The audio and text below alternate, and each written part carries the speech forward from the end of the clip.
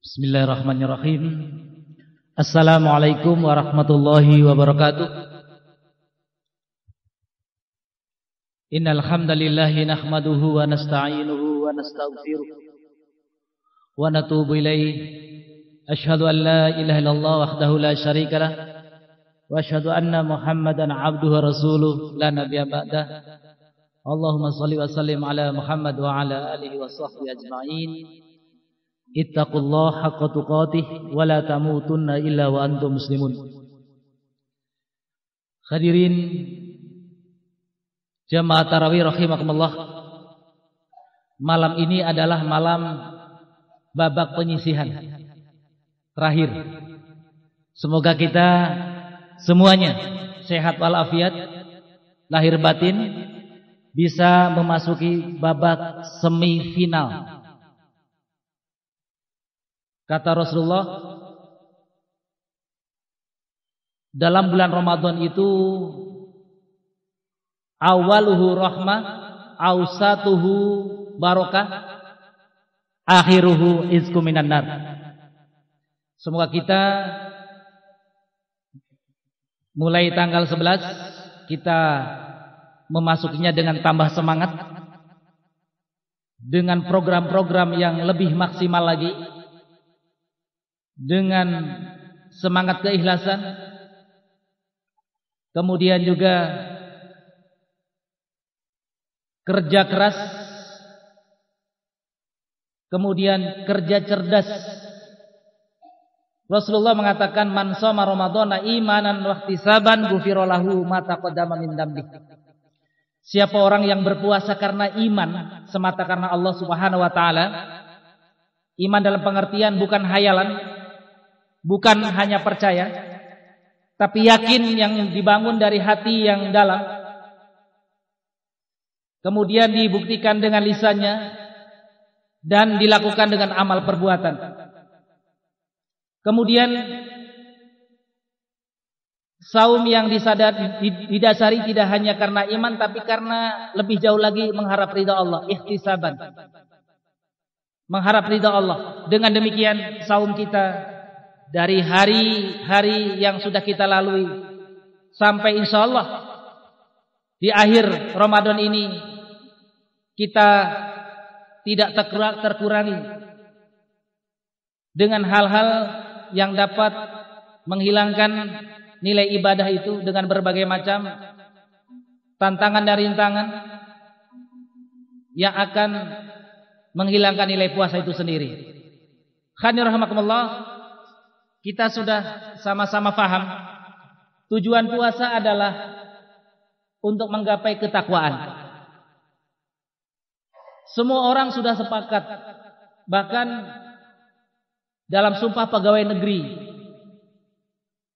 adalah pertama takwa, kemudian juga di berbagai macam angkatan juga ketakwaan ini nomor 1. Tetapi seringkali takwa ini baru batasannya dalam lisan, belum pada tataran perilaku. Terus yang kita pahami bagaimana takwa yang sesungguhnya. Umar Ibn Khattab menjelaskan, yang dimaksud takwa adalah apabila kita berjalan ke depan, kita hendaknya berhati-hati.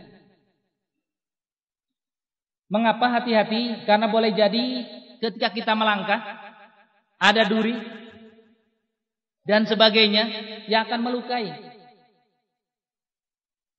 Oleh karenanya hati-hati melirik kanan dan kiri, menatap ke depan dengan baik. Dengan demikian insyaallah perjalanan kita tidak terhambat dengan hal-hal yang akan merintangi. Itulah takwa. Kemudian juga takwa menurut para ahli sufi, yang disebut takwa itu adalah taknya orang yang selalu takut pada Allah Subhanahu wa taala dalam segala keadaan. Ittaqillah haitsuma kunta. Bertakwalah kalian dalam semua keadaan. Orang yang bertakwa maka dengan sendirinya dia selalu bekerja yang terbaik. karena merasa selalu ada dalam pengawasan Allah Subhanahu wa taala. Baik ia sendiri, berdua, bertiga dan lain sebagainya, dia ada selalu dalam pengawasan Allah Subhanahu wa taala, yakni bersifat ihsan. Al-ihsan an ta'budallah ka'annaka tarah fa illam takun tarfa innahu yaraka. Dia seakan-akan dia beribadah dengan sebaik-baiknya, seakan-akan dia melihat Allah. Sekalipun dia tidak mampu melihat Allah, pasti Allah akan melihat dia. Orang yang bertakwa demikian. Kemudian juga masih pernyataan ahli sufi mengatakan orang yang takwa itu selain dia takut pada Allah, sehingga dia melakukan segala perilakunya, perbuatannya dengan sebaik-baiknya mengharap ridha Allah, dia bersikap qanaah. Qanaah artinya orang yang selalu bersyukur dengan apa yang diberikan oleh Allah Subhanahu wa taala. Dia menerima dengan apa yang diberikan oleh Allah Subhanahu wa taala. Tidak neko-neko, tidak mencari hal-hal yang di luar apa yang disanggupinya. Seperti halnya Islam tidak melarang orang kaya, tidak melarang orang memiliki harta, tetapi harta yang harus didapat adalah harta yang halal. Karena harta yang halal ini sesuatu hal yang akan mendorong bagi pemiliknya untuk melakukan satu perbuatan yang positif, perbuatan yang dapat memberikan manfaat pada orang lain. Dan harta yang halal ini sekaligus juga akan memberikan ketenangan, kebahagiaan, keterjaminan hidup, baik diri keluarganya, bahkan doa-doanya pun akan diijabah oleh Allah Subhanahu wa taala.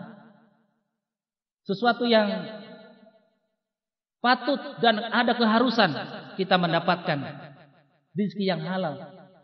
Orang yang tidak qanaah pasti akan menghalalkan segala cara. Jadi orang yang takwa itu qanaah. Orang yang bersyukur dengan apa yang diberikan oleh Allah Subhanahu wa taala. Dengan demikian Allah berjanji, la in syakartum la azidannakum wa la in kafartum inna adzabi lasyadid. Hadirin rahimakumullah. Orang yang bersyukur adalah orang yang mengoptimalkan segala apa yang diberikan oleh Allah Subhanahu wa taala. Diberi sehat, kesehatannya untuk mendekatkan diri kepada Allah. Diberi harta, hartanya untuk mendekatkan diri kepada Allah. Diberi ilmu, ilmunya untuk mendekatkan diri kepada Allah. Artinya semua fasilitas yang diberikan oleh Allah untuk sebagai fasilitas, sebagai wasilatul hayat, sebagai sarana hidup untuk mendekatkan diri taqarrub ilallah, untuk memberikan banyak-banyak memberikan manfaat bagi orang lain. Karena kata Rasulullah, khairun nas anfa'uhum linnas.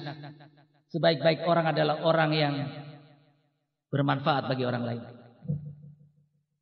Dan orang yang bertakwa adalah orang yang waro. Waro ini adalah orang yang selalu ada dalam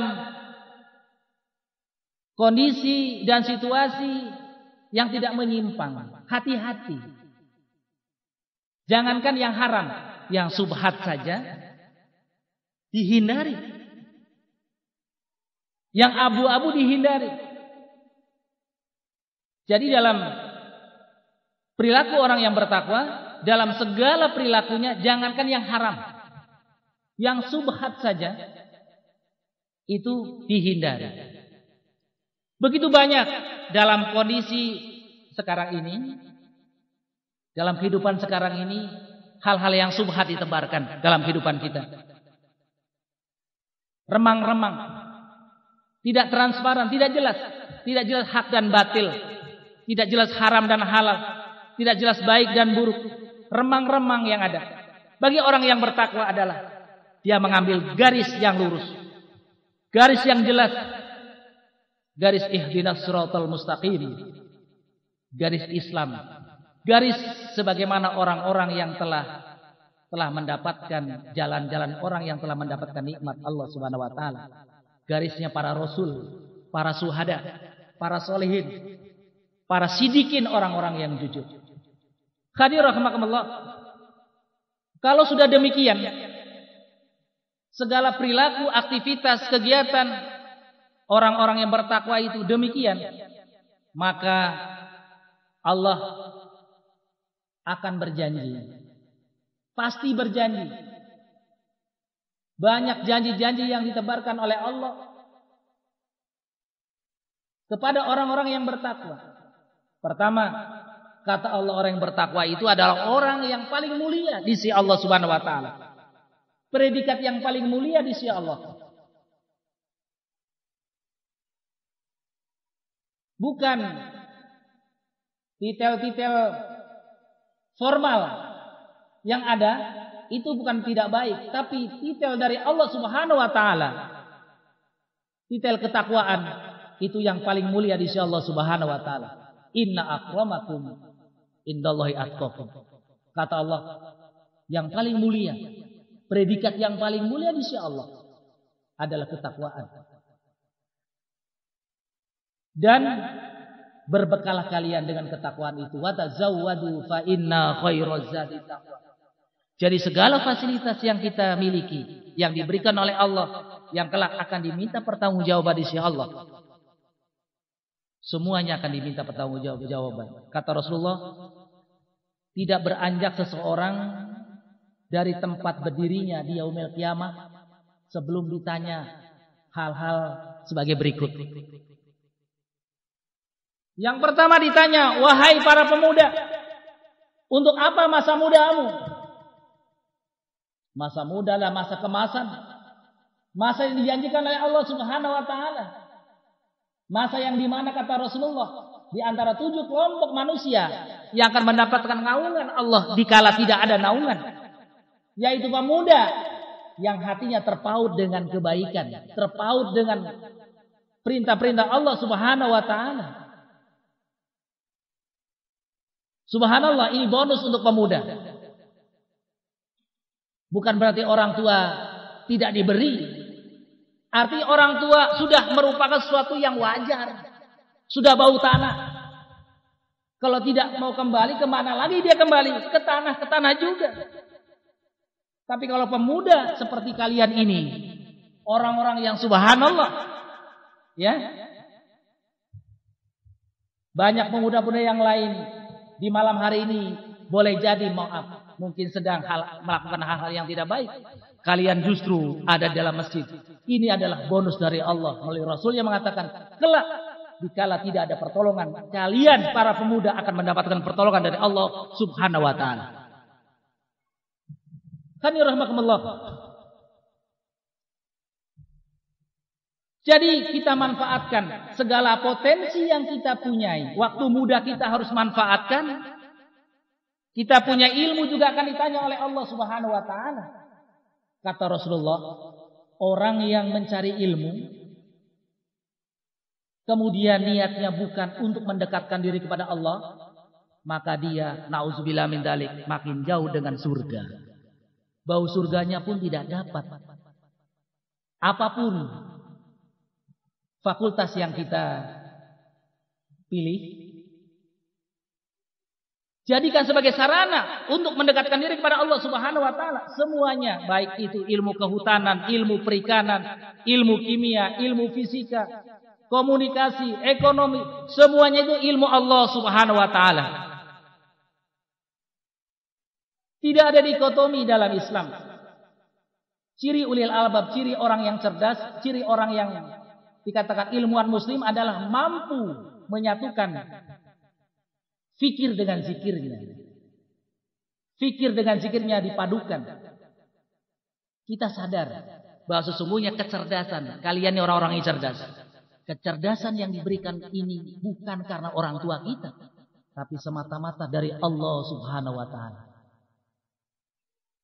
Allahu Akbar. Harusnya kita berpikir, bersyukur pada Allah Subhanahu wa taala. Maunya untuk apa? Dengan cerdas kita bisa mampu memberikan nilai-nilai yang positif, menyebarkan nilai-nilai kebaikan. Itu tanda orang yang bersyukur. Dan kelak akan ditanya, waktu muda kita, ilmu kita, umur kita. Ada yang usianya 60 tahun, ada yang usianya 40 tahun, ada yang usianya baru 20 tahun, ada yang 18 tahun, semua ditanya oleh Allah. Tidak gratis kita hidup. Semuanya ada pertanggungjawaban di sisi Allah Subhanahu wa taala. Yang lebih parah lagi pertanyaannya adalah yang berikutnya. Paling berat bagi mereka yang punya harta. Dari mana harta kamu? Dan untuk apa dibelanjakan? Hadirin rahimakumullah. Orang yang bertakwa, orang itu waro, hati-hati dalam hidup karena semuanya akan mendapatkan pertanggungjawaban di hadapan Allah. Semuanya manusia akan ada di hadapan Allah Subhanahu wa taala kelak dan kita harus yakin itu. Akan bertemu Allah Subhanahu wa taala. Sehingga orang yang bertakwa selalu berfikirnya selalu ikhlas, cerdas, produktif. Selalu beramal yang terbaik. Beramal yang terbaik. Sehingga dengan demikian manfaat untuk dirinya, untuk keluarganya, untuk bangsa dan negaranya. Insyaallah demikian. Khairullahi. Yang terakhir adalah bagaimana buah dari orang yang bertakwa. Buah bagi orang yang bertakwa adalah Allah menjelaskan dalam surat At-Tolaq. Ada 3 ayat. Wa may yattaqillah yaj'al lahu makhraja. Wa may yattaqillah min amri yusra. Wa may yattaqillah yarzuquhu min haitsu la yahtasib. Kata Allah, siapa orang yang bertakwa kepada Allah pasti akan dimudahkan dari semua urusannya. Dimudahkan dari segala kesulitannya. Bahkan yang tidak jarang ditemukan oleh kita semua mendapatkan rizki yang tidak disangka-sangka. Ini yang luar biasa. Dan rizki ini kata Imam Al-Maraghi dalam tafsirnya tidak hanya mal, tidak hanya harta, tapi kita bertemu dengan orang-orang soleh seperti ini, rizki dari Allah. Kalian masuk kampus IPB, rizki kan lingkungannya bagus. Ketemu dengan orang-orang soleh. Kemudian sehat itu bagian dari rizki. Punya keluarga yang soleh dan baik itu rizki. Punya teman yang baik itu rizki. Dan lain sebagainya. Begitu luas.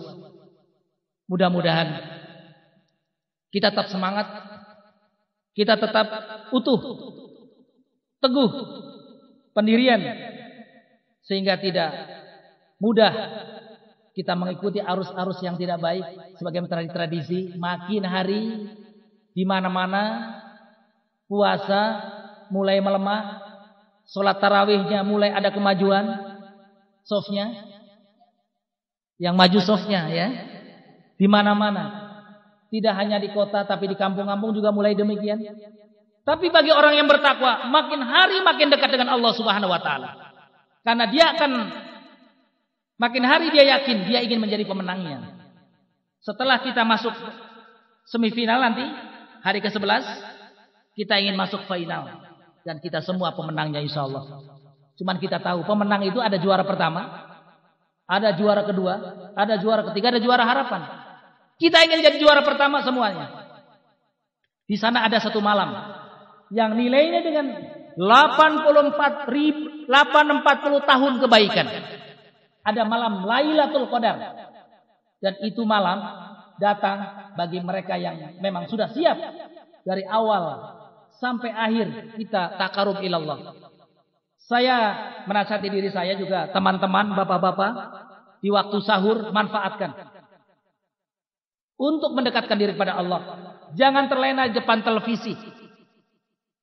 Karena waktu-waktu sahur waktu yang sangat mulia. Waktu yang sangat baik untuk mendekatkan diri kepada Allah Subhanahu wa taala. Dikatakan oleh Allah, wabil asharihum mustaghfirun. Waktu-waktu sahur itu waktu yang baik untuk minta ampun pada Allah Subhanahu wa taala. Demikian dari saya. Mudah-mudahan mari kita tambah semangat, tambah gigih sehingga tahun ini ibadah kita lebih baik dari tahun-tahun kemarin. Dan harapan kita mudah-mudahan diberi kesehatan, diberi umur, mudah-mudahan bisa ibadah di tahun yang akan datang. Demikian, wal afu minkum billahi taufik wal hidayah. Wassalamualaikum warahmatullahi wabarakatuh.